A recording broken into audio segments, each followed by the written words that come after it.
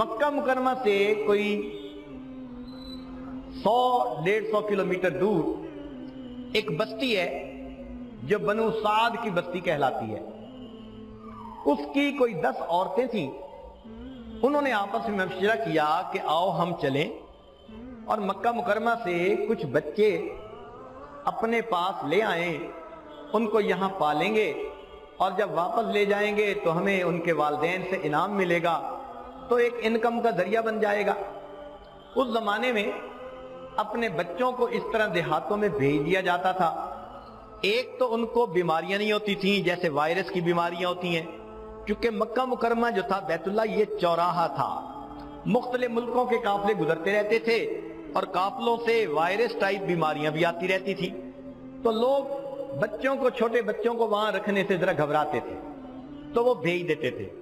اور ایک بات اور بھی ہے کہ یہاں باہر کے قافلوں کے آنے کی وجہ سے بچوں کی زبان اتنی شستہ نہیں ہوتی تھی جو عربوں کی ہونی چاہیے تھی, تو دیہات میں بھیجنے سے وہ صاحب زبان بھی اچھے بن جاتے تھے.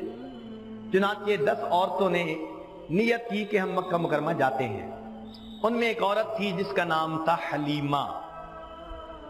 وہ بھی اپنے خاوند کے ساتھ چل پڑی. اس کے پاس ایک اونٹنی تھی اور ایک گدھی تھی, لیکن دونوں کمزور چونکہ کھانے کو کچھ ملتا نہیں تھا. اب باقی عورتوں کی سواریاں تو تازہ دم آگے نکل جاتی اور حلیمہ پیچھے رہ جاتی, تو ان کو رک کر حلیمہ کے آنے کا انتظار کرنا پڑتا.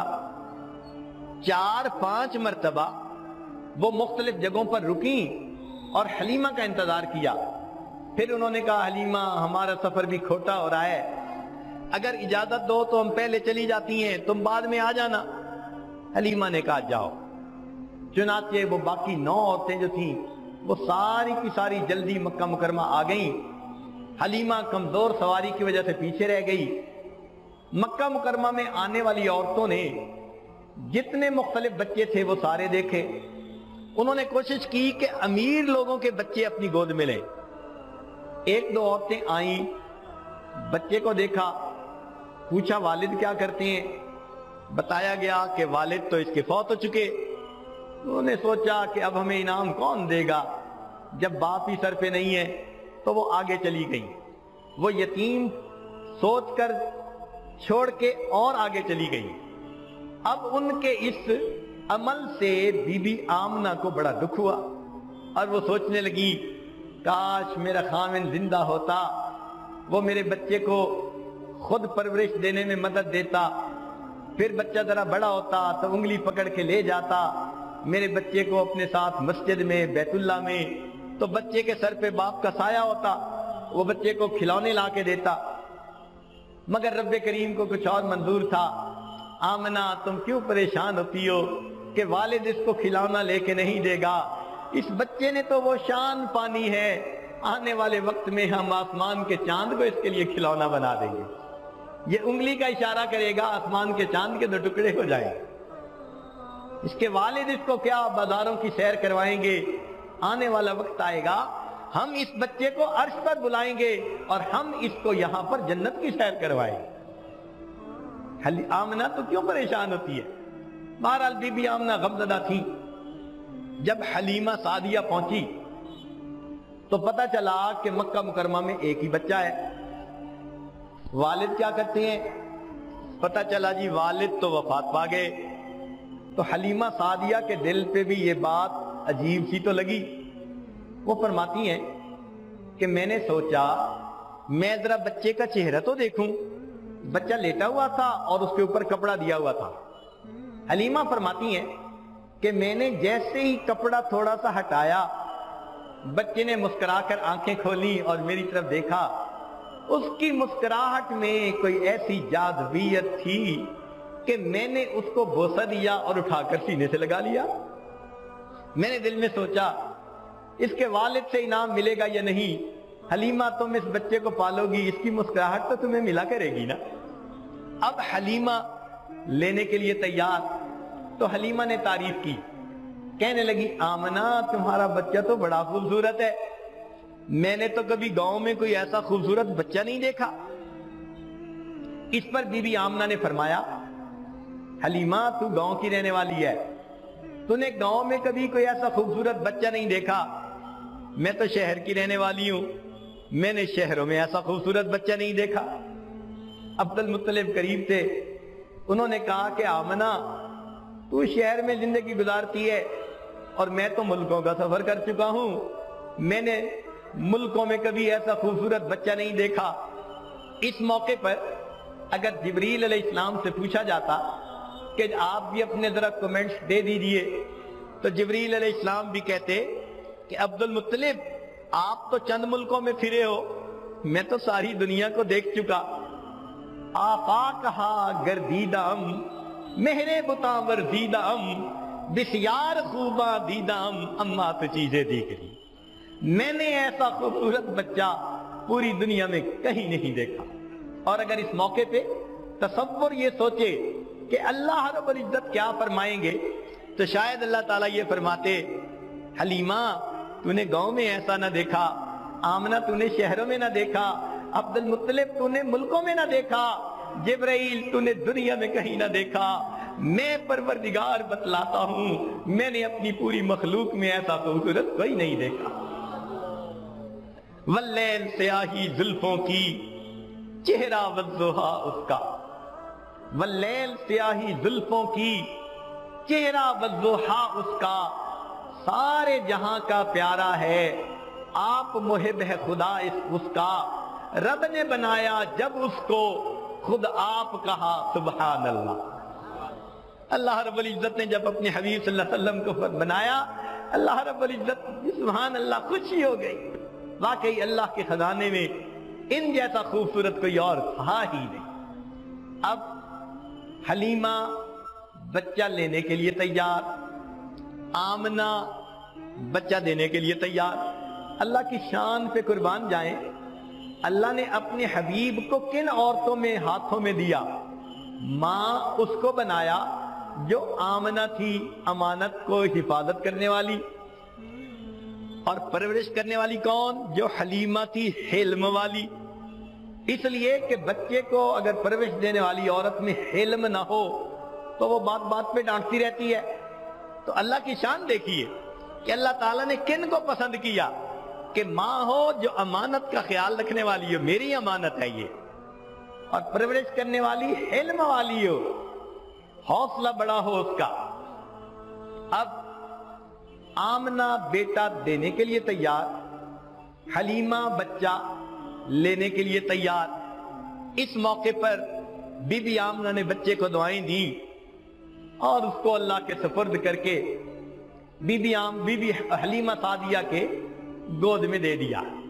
یاد رکھنا کہ جب بھی ماں دعائیں دے کر کسی بچے کو رخصت کرتی ہے، اللہ تعالیٰ کی سنت ہے ہمیشہ اس بچے کو 4 چاند لگا دیا کرتے ہیں۔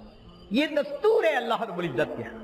ذرا سوچئے، موسیٰ علیہ السلام کی والدہ نے اپنے بچے کو دعاؤں کے ذریعے دریا کے اندر ڈال کر رخصت کیا۔ جب چلے تھے تو موسیٰ تھے، لوٹ کر آئے تو کلیم اللہ بن گئے۔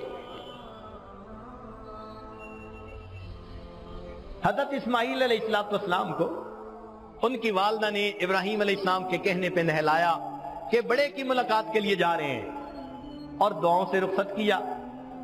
جب چلے تو اسماعیل تھے، اور جب لوٹ کر آئے تو اسماعیل ذبیح اللہ بن چکے تھے۔ اور ادھر شیبہ کو دیکھیے، ماں نے ان کو مدینہ سے رخصت کیا اپنے چچا کے ساتھ، چلا تو شیبہ تھا، مکہ مکرمہ پہنچا عبد المطلب بنا، پھر اللہ نے بیت اللہ کی چابی دی۔ چنانچہ اللہ رب العزت کی رحمت کے ایک وقت آیا جب وہ والی بیت اللہ بن گئے، تو کوئی موسیٰ کلیم اللہ بنا، کوئی اسماعیل ذبیح اللہ بنا، کوئی والی بیت اللہ بنا۔ آج یہ بچہ ماں کی دعائیں لے کے رخصت ہو رہا ہے۔ لوگ نہیں جانتے تھے، ایک وقت آئے گا یہی بچہ لوٹے گا، پھر محمد الرسول اللہ بنے گا۔ آج کے نوجوان بچے اپنی والدہ کی دعاؤں کی اہمیت کو نہیں سمجھ پاتے، دل دکھا دیتے ہیں، ان کے سامنے زبان درازی کرتے ہیں، دکھ دیتے ہیں، حالانکہ اگر یہ والد کی خدمت کریں اور دعا لیں تو اللہ رب العزت ان کے نصیب کھول دے، اللہ تعالیٰ ان کی پریشانیوں کو ختم کر دے۔ نبی علیہ السلام کے پاس ایک صحابی آتے ہیں، بڑا گناہ ہو گیا، فرمایا والدہ زندہ ہے؟ جی زندہ ہے۔ فرمایا جاؤ والدہ سے دعا کرو، والدہ کی دعا کے ذریعے اللہ تیرے بڑے گناہ کو بھی معاف فرما دے۔ اب حلیمہ سعدیہ نے اس بچے کو اپنے سینے سے لگایا اور باہر نکلی۔ خاوند انتظار میں تھا۔ خاوند نے کہا کہ حلیمہ اس بچے کو لے آئیں، اس کا والد کیا کرتا ہے؟ انہوں نے بتلایا کہ جی والد تو اس کا فوت ہو چکا۔ تو حلیمہ کے خاوند نے کہا اَسَ اللَّهُ أَن يَجْعَلَ لَنَا فِيهِ بَرَكَةً، امید کرتے ہیں اللہ تعالیٰ ہمارے لیے برکت اس میں ڈال دیں گے۔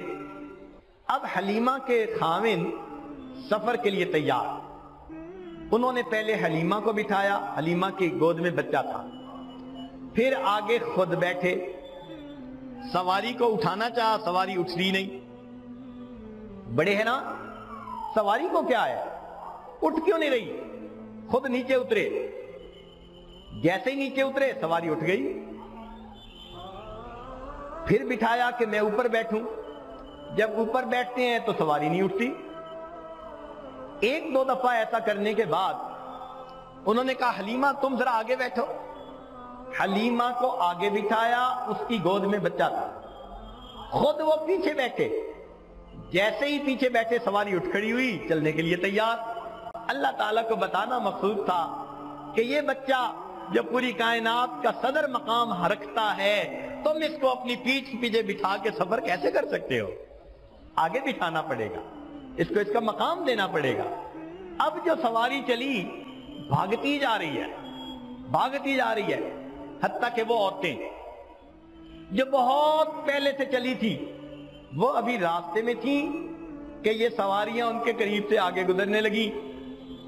وہ عورتیں بنو سعد کی بڑی حیران، پوچھنے لگی حلیمہ تو نے سواری بدل لی؟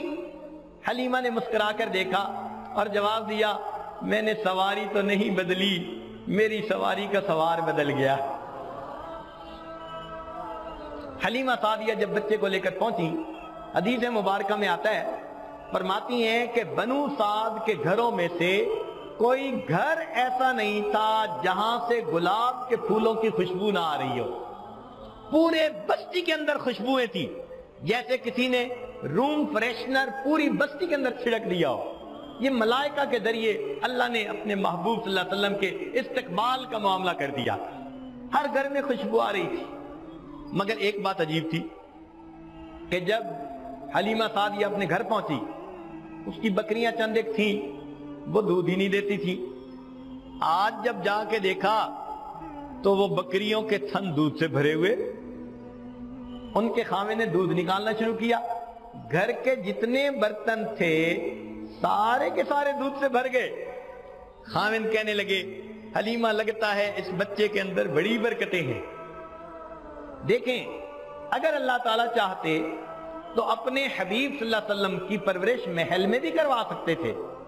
اللہ نے بعض انبیاء کی پرورش محل میں کروائی، موسیٰ علیہ السلام کو محل میں پالا، یوسف علیہ السلام کو محل میں پالا، اپنے حبیب صلی اللہ علیہ وسلم کو محل میں پال سکتے تھے، مگر اللہ تعالیٰ تو دکھانا چاہتے تھے دیکھو یہ بچہ اس گھر میں جا رہا ہے جہاں بکریوں کے تھنوں میں دودھ نہیں ہوتا۔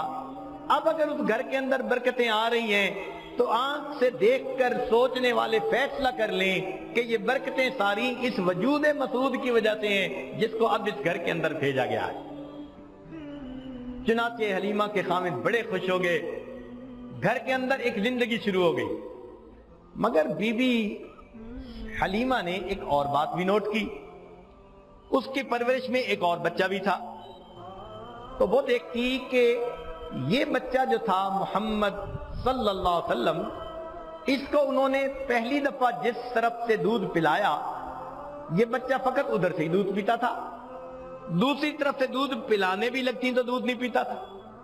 وہ بڑی حیران ہوتی کہ یہ کیا معاملہ ہے۔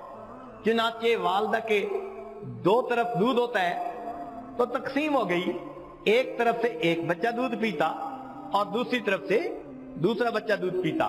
یہ اس لیے تھا اللہ تعالیٰ بتانا چاہتے تھے دیکھو کل جس ہستی نے ساری کائنات کو انصاف کی تعلیم دینی ہے کوئی یہ بھی الزام نہ لگا سکے کہ چھوٹے ہوتے ہوئے یہ اپنے دودھ شریک بھائی کے حصے کا دودھ پجایا کرتے تھے.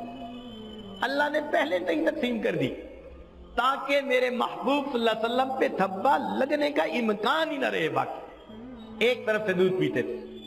چنانچہ گھر کے اندر خوشیوں کی زندگی. نبی علیہ السلام 4 سال حلیمہ سعدیہ کے گھر رہے. ان 4 سالوں میں ایک دو عجیب واقعات ہوئے. اللہ اکبر. اللہ رب العزت نے اپنے حبیب صلی اللہ علیہ وسلم کو کیا حسن و جمال عطا فرمایا. وَأَحْسَنَ مِنْكَ لَمْ تَرَ قَطُّ عَيْنِي وَأَجْمَلَ مِنْكَ لَمْ تَلِدِ النِّسَاءُ خُلِقْتَ مُبَرَّأً مِنْ كُلِّ عَيْبٍ كَأَنَّكَ قَدْ خُلِقْتَ كَمَا تَشَاءُ. چنانچہ ایک دن پھر ایسا ہوا کہ فرشتے آئے اور انہوں نے نبی علیہ السلام کا سینہ انور کھولا اور اس کو دھویا. اس واقعے سے بی بی سعدیہ ذرا گھبرا گئی کہ اس بچے کے ساتھ کچھ ہو نہ جائے تو بہتر ہے کہ میں اس کو اس کی ماں کے پاس پہنچاؤں. چنانچہ 4 سال کی عمر میں حلیمہ سعدیہ نے نبی علیہ السلام کو ان کی والدہ کے پاس واپس پہنچا دیا.